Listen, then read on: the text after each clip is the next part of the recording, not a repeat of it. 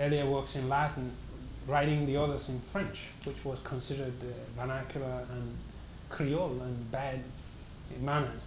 Or the Germans, founding out of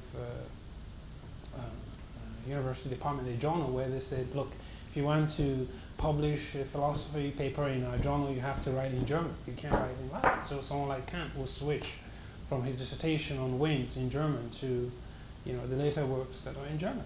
Or the Scottish moralists, you think about Hume, Hutchinson, and the others trying to reform, not just Scotland and around Edinburgh, but also in London, against also some monarchical arguments that the king has a divine right to rule. They want to think differently about society and progress, historical progress.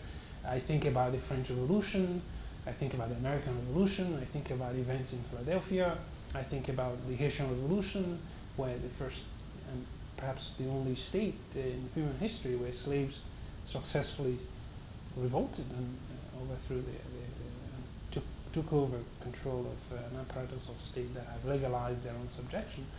So when I use capital E, I can give you these collections and tell you, if you find some other better way to capture this spirit and these institutions that, these post-revolutionary institutions that reinforced it. Say if you think about France, where the Catholic Church is still a church, but now it's a national church. They had a National Assembly for the first time, the American institution, the first democracy in the world. If you find a different way to just give me a quick panoptic view of this century, I would trade the word enlightenment anytime. But I'm not when I try to do the same thing about reasonable rationality with a capital R, of course, I can think of collections like that. Either go to the Greeks, if you're a philosopher or political scientist, or go and repeat what I've just said about liberalism, the history of liberalism in the Constitution, from someone like Locke on to Rousseau to Kant, people who, again, played into, and some of them were accused of being the moral instigator of the revolution. So I think that I can't imagine Habermas defending reason with a capital R in the metaphysical sense. I don't, it's definitely that two-volume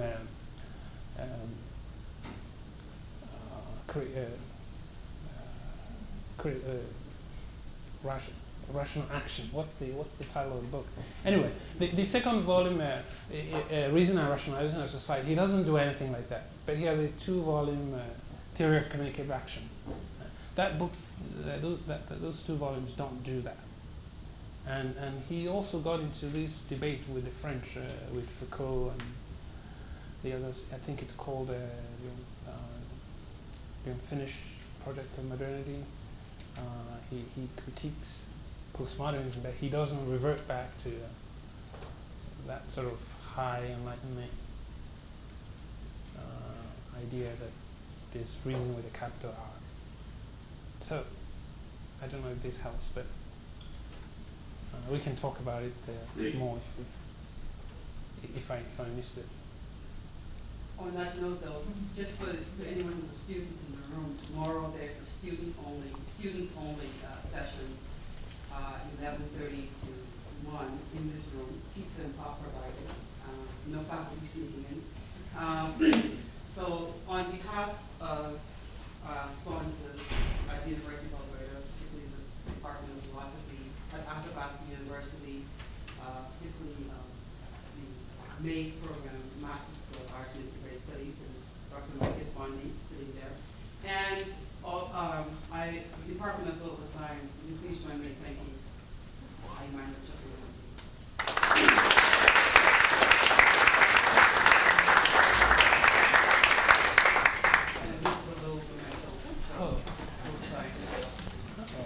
Thank you. I'm Emily Loftus and craft